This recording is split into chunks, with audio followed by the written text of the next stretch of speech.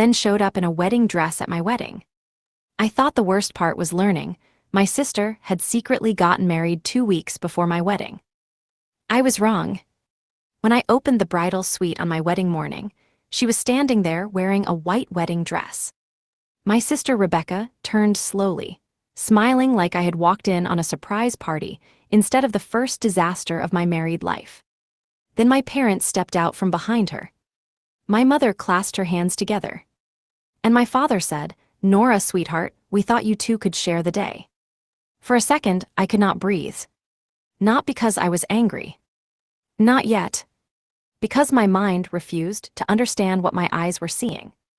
Rebecca stood in front of the mirror in a lace gown with pearl sleeves, her hair pinned up beneath a veil that looked almost exactly like mine. Almost. Mine was still zipped inside the garment bag, hanging behind the door. Untouched. Unworn. Mine had cost 8 months of savings, 3 fittings, and 1 crying phone call with my grandmother, when I finally admitted I wished she were alive to see me in it. Rebecca looked me up and down. I was still in leggings and a robe, holding a tray of coffees for my bridesmaids. She tilted her head. "You're not dressed yet." That was when anger finally found me. "What are you wearing?" My mother hurried forward like I had asked something embarrassing. "Lower your voice, the photographer is already here." "The photographer?" I looked from her to my father. "Why is the photographer in here?" Rebecca smiled wider. "Because I need a few bridal portraits too." My hands tightened around the coffee tray until one lid popped loose and spilled over my fingers. Hot coffee ran down my skin. Nobody moved to help me. My father sighed. "Nora, don't start the day like this." That sentence told me everything. They had expected me to be upset. They had prepared for it. They had rehearsed how to handle me. I set the tray down slowly. "Rebecca got married 2 weeks ago." My mother's smile twitched. "Yes, privately, but she never got her real moment." "At my wedding." Rebecca's face hardened. "It's not just your wedding, it's a family day." I laughed once. Not because anything was funny. Because if I did not laugh, I was going to scream. I had spent 14 months planning this wedding. I had paid deposits. Chosen the venue. Made the seating chart. Sold my car, and bought a cheaper one so I could cover the catering after my parents said money was tight. And now my sister, who had eloped without telling me, was standing in my bridal suite waiting to be celebrated. At my wedding. With my flowers. My photographer. My family. My mother reached for my arm. "Please don't make this ugly." I pulled away. "You made it ugly when you let her put on that dress." Rebecca's eyes filled instantly. She had always been good at that. Tears on command. A trembling lip. A wounded little breath that made everyone forget who started the fire. "I knew you'd react like this," she whispered. My father stepped between us. "That's enough, Nora." I stared at him. At the man who had walked me through every hard thing in my life. The man who was supposed to walk me down the aisle in 2 hours. "You knew about this." He looked away. My stomach dropped. My mother answered for him. We all knew Rebecca wanted to feel included. Included. That word did something to me. Rebecca had been included in everything. My birthday parties became shared celebrations if she cried. My graduation dinner became a family dinner because Rebecca had a hard week. When I got engaged, my mother spent the first phone call asking if Rebecca was okay, because Rebecca's boyfriend had not proposed yet. And now, my wedding was becoming her consolation prize. My best friend Nora walked in behind me and froze. She looked at Rebecca. Then at my parents. Then at me. "What is happening?" Rebecca dabbed under one eye with her fingertip. "I'm sorry, I didn't think Nora would be this mean." Nora did not blink. "You wore a wedding dress to her wedding." My mother snapped, "Stay out of family matters." Nora stepped beside me. "Oh, I'm in it now." That was the first moment I felt like I was not completely alone. I turned to my parents. "Take her dress off, leave the bridal suite, we will talk after the ceremony." Rebecca's tears vanished. No. One word. Flat. Cold. Real. My father rubbed his forehead. Nora, the guests are already arriving. Let's not cause a scene. I looked at Rebecca again. That was when I noticed the bouquet. It was not mine. It was smaller, wrapped in ivory ribbon. But it used the same flowers. White roses. Baby's breath. Blue hydrangeas. The same colors I had picked, because they matched my grandmother's garden. I pointed at it. Where did that come from? My mother hesitated. Rebecca looked at the floor. And my father said too quickly, the florist had extra. I knew he was lying. I knew because he used the same voice he used when I was 12, and he told me my lost dog had run away before I found out he had been hit by a car. Soft. Controlled. Protective of the wrong person. Mara touched my wrist. Nora, come with me. She pulled me into the hallway before I could say anything else. The door shut behind us. The moment it clicked, my knees weakened. Mara caught the tray before it slid from my hands. Breathe. I did. Barely. From inside the suite, I heard my mother say, she'll calm down. Not I hurt her. Not we went too far. She'll calm down. Like I was weather. Like I was the problem. Mara's face went pale with anger. What do you want to do? I looked down the hallway. Guests were gathering near the chapel doors. My fiancé, Simon, was somewhere downstairs with his brother, probably laughing and fixing his tie, believing the only surprise today would be me walking toward him. I loved him too much to let this day collapse without warning him. I need Simon. Mara nodded. I'll get him. She left before I could argue. I stood alone outside the bridal suite, listening to muffled voices through the door. Then I heard Rebecca laugh. A real laugh. Light. Excited. Like she had won something. Something inside me went quiet. 5 minutes later, Simon came running down the hall. He stopped when he saw my face. What happened? I opened my mouth. Nothing came out. So I pointed at the door. He pushed it open. The room went silent. Rebecca turned again, giving him the full view of her dress. My mother smiled nervously. Simon, honey. His expression changed so fast I almost missed it. Confusion. Disbelief. Then fury. Why is Rebecca wearing a wedding dress? My father tried his reasonable voice. We're handling it. Simon looked at me. No, you're not. Rebecca lifted her chin. I'm not trying to take anything from you too. Simon stared at her bouquet. You literally brought a bouquet. My mother stiffened.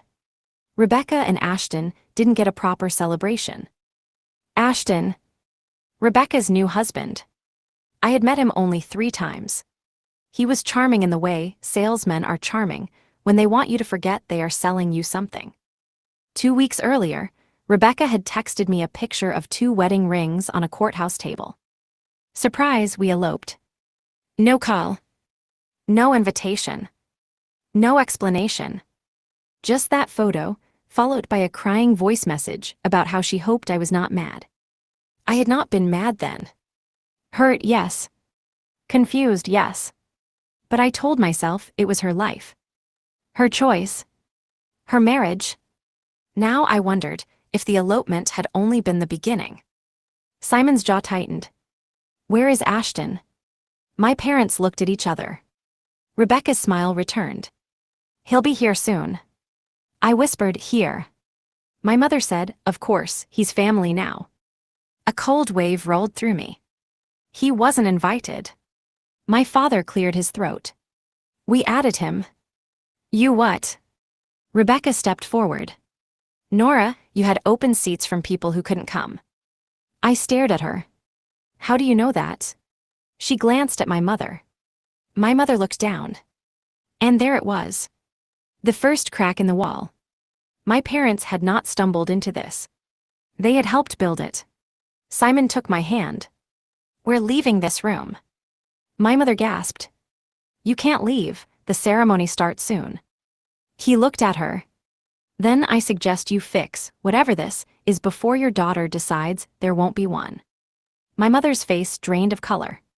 For the first time all morning, she looked scared. Not sorry. Scared. That told me there was more.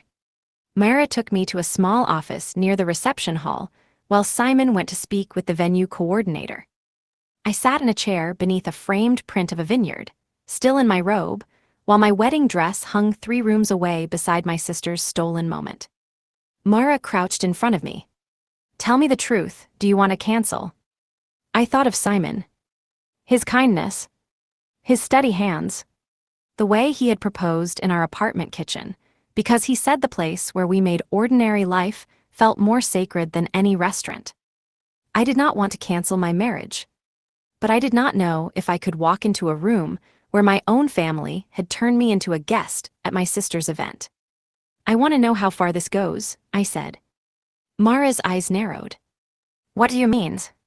The bouquet, the photographer, Ashton being added, they planned this. Before she could answer, Simon came in holding a folded paper. His face was tight. The coordinator gave me the final reception timeline. He handed it to me. I scanned it once. Then again.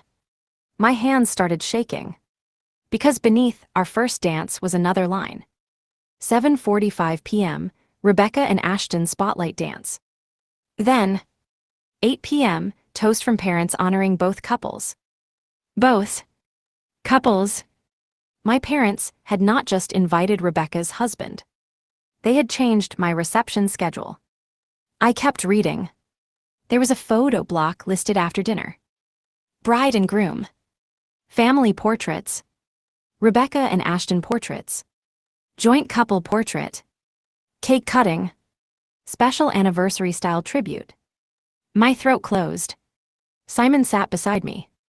Nora. I looked up. There's more. He nodded. The coordinator said your mother called 3 weeks ago. She said you had approved it. 3 weeks ago. Before Rebecca had even told me she eloped. Myra stood slowly. She planned this before you knew Rebecca was married. I stared at the paper. The mid-story twist did not arrive like lightning. It arrived like a door opening in a dark room. Quiet. Clear. Terrifying. My parents had secretly helped Rebecca plan everything for weeks. They had invited her new husband. Changed my reception schedule. Arranged for her to have her own first dance. At the wedding I paid for. And they had used my name to do it. I stood up. I need the contract. Simon blinked. What? The venue contract, the final invoice, everything. Myra grabbed her purse. I have your wedding binder in my car. Of course she did. Because Mara had been more of a mother to me during this wedding than my mother had. 10 minutes later, we spread papers across the office desk. The venue contract was under my name and Simon's. The catering invoice was under my name. The floral invoice was under my name. The photographer was under my name. But the updated reception timeline had been sent from my mother's email. With the words, Nora and Simon are happy to share the celebration. I read that sentence 5 times. Happy to share the celebration. Simon's voice was low. We can tell the venue to remove every added item. Myra nodded. And Rebecca can wear a trash bag home. For 1 second I smiled. Then someone knocked on the office door. My mother entered without waiting. Behind her was Rebecca, still in the dress. And behind Rebecca stood Ashton. He wore a cream suit. Not gray. Not navy. Cream. Like a groom. My stomach turned. Ashton gave me a sheepish smile. Big day, huh? Simon stood. Get out. My father appeared behind them. Everyone calmed down. I looked at my mother. You told the venue I approved this. She pressed her lips together. I knew you'd say no if we asked. The honesty stunned me more than any lie could have. So you stole my answer. Rebecca crossed her arms.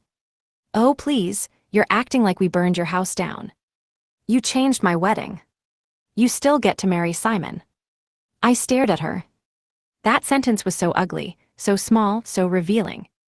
Like my wedding was only the legal part. Like the love and work and meaning I had poured into it were just decorations she was entitled to borrow. My mother's voice softened. Rebecca has had a hard year. I laughed again. There it was. The family anthem. Rebecca had a hard year. Rebecca was fragile. Rebecca needed support. Rebecca could not handle disappointment. I had heard versions of it since childhood. When Rebecca stole money from my babysitting jar, she had anxiety. When Rebecca crashed my graduation dinner drunk, she felt excluded. When Rebecca announced her engagement the day after mine, she was just excited. Now she stood in white at my wedding, and somehow she was still the wounded one. I looked at my father. And you. He swallowed. I thought it would make your mother happy.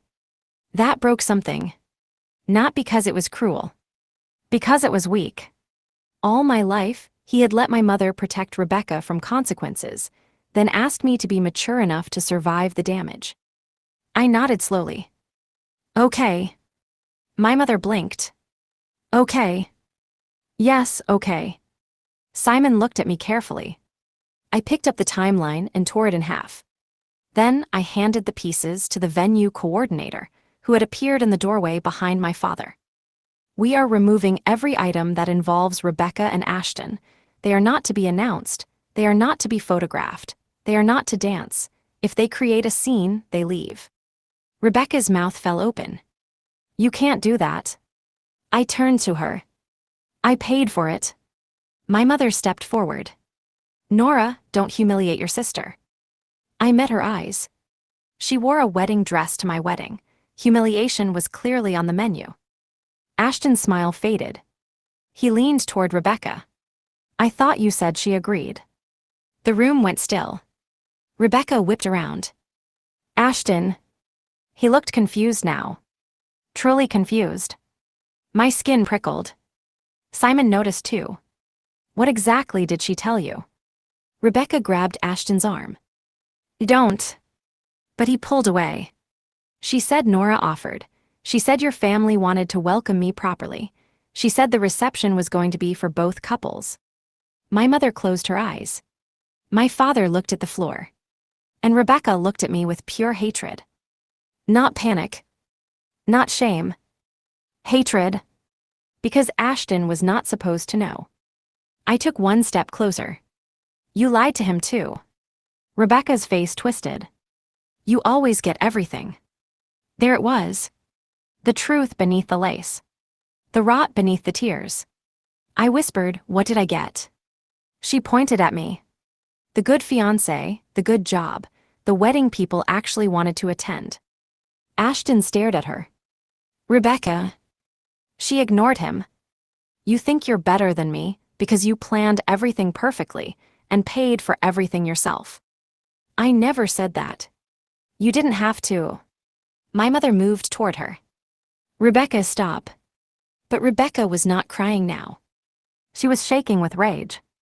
You got Grandma's ring. The room went silent. My hand went to my engagement ring. Simon had proposed with my grandmother's ring after my father gave it to him. I had cried for 20 minutes when I saw it. My grandmother had always told me, this is for the girl who learns how to stand on her own. At the time, I thought she meant me. Rebecca had never forgiven that. My mother whispered, this is not the time. Rebecca snapped, it was supposed to be mine too. I looked at my mother. What does that mean? No one answered. That was the moment the larger twist began to move toward me. Slowly. Like thunder you hear before the storm reaches the house. My father's face had gone gray. Nora, we can talk after the wedding. I shook my head. No, we talk now. Simon put his hand on my back. My father looked at my mother. She said nothing. So he said it. Your grandmother left a letter with the ring. My pulse beat in my ears. What letter? My mother's voice sharpened. Don't. But my father looked at me with eyes full of shame. She left instructions, the ring was for you, only you. Rebecca laughed bitterly.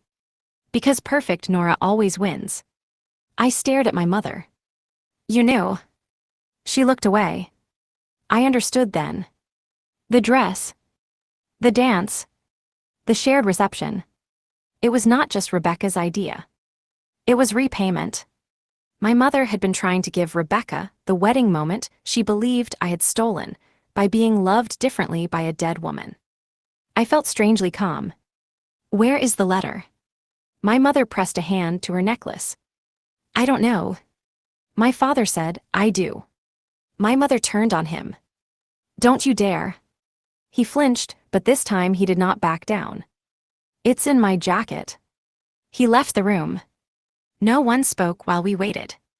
Rebecca breathed hard through her nose. Ashton looked like a man, realizing he had married a stranger. My mother stared at the carpet as if she could disappear into it. When my father returned, he held a folded envelope. My name was written across the front in my grandmother's handwriting. Nora. My knees nearly gave out. I took it with shaking hands. The paper inside was soft from age.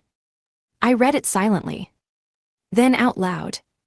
My sweet Nora, if this ring has reached you, it means someone finally listened. I want you to have it because you love without demanding applause. Do not let anyone convince you that being steady means you need less care. My voice broke. I swallowed and continued.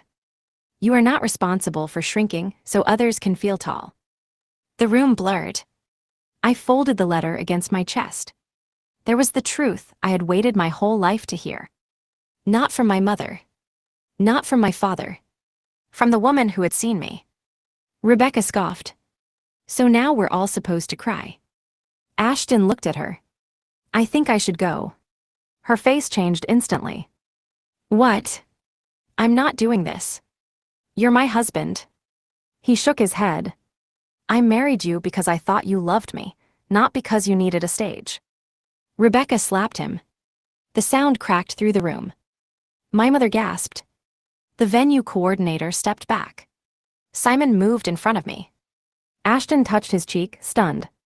Then he nodded once, like that slap had answered every question he still had. I'm leaving. Rebecca turned to my parents. Do something. For once, neither of them moved. My father looked at me. I'm sorry. It was too small. Too late. But it was the first honest thing he had given me all day. My mother still said nothing. I looked at the clock. My ceremony was in 40 minutes. I had a choice. I could spend that time fighting for a family that had already chosen sides. Or I could go marry the man who had chosen me without being asked. I handed my grandmother's letter to Mara. Keep this safe. Then I looked at Rebecca. You need to leave. Her mouth opened. My mother started, Nora. I turned to her. You too, if you defend this. That stopped her. For the first time in my life, my mother looked at me like she did not know what I might do next. Good.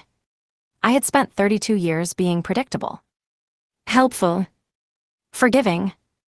Easy to wound. Not anymore. Rebecca's voice dropped. You'll regret this. I shook my head.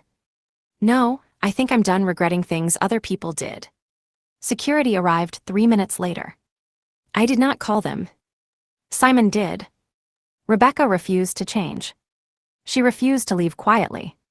She told the coordinator I was unstable. She told Ashton he was abandoning her. She told my parents they owed her.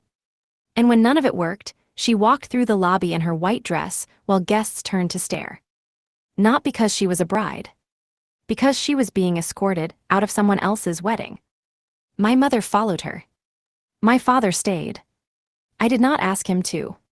I did not ask him to walk me down the aisle either. When the time came, I stood outside the chapel doors in my own dress, holding my bouquet with both hands. Mara stood beside me. You ready? I looked through the small window in the door. Simon was waiting at the altar. His eyes were already on me. My father approached slowly. Nora. I turned. He looked older than he had that morning. I don't deserve to walk you. I said, "No, you don't." His eyes filled. "But you can sit and watch." He nodded like that hurt. It should have. Mara offered me her arm. I smiled through tears. "Walk with me." She smiled back. "Always." So my best friend walked me down the aisle. Not my father. Not tradition. Not guilt. Love. Halfway down, I saw empty seats where my mother and sister should have been. And for the first time, empty did not feel like loss. It felt like space. Space for peace. Space for truth. Space for the life I was choosing. Simon took my hands at the altar. He whispered, "You look beautiful." I whispered back, "You should see the morning I had." He almost laughed. So did I. And somehow that laugh saved me. We got married. Not perfectly. Not the way I had planned. But honestly, at the reception, the coordinator quietly restored the original schedule. Our first dance was ours. Our cake cutting was ours. The toast was given by Mara, who told everyone that love is not proven by who shares your blood, but by who stands beside you when it costs them something. People cried. I cried. Even my father cried from a table near the back. My mother texted me once during dinner. "You embarrassed your sister." I stared at the message for a long time. Then I typed back. No, I stopped letting her embarrass me. I blocked her number after that. Not forever, maybe. But for that night. For my wedding night. For my peace. 2 weeks later, consequences arrived. The venue refunded part of the money, after confirming unauthorized changes had been requested under my name. The coordinator also sent written proof of every call and email my mother had made. Simon and I sent the records to my parents with one sentence. Do not use our names again. My father called crying. My mother did not. Rebecca posted online that I had ruined her chance to celebrate her marriage. Then Ashton filed for separation. Apparently, he had discovered more lies. Not just about the wedding. About money. About debt. About why she had rushed the elopement in the first place. That part was no longer my problem. For years, I had believed being a good daughter meant absorbing pain quietly.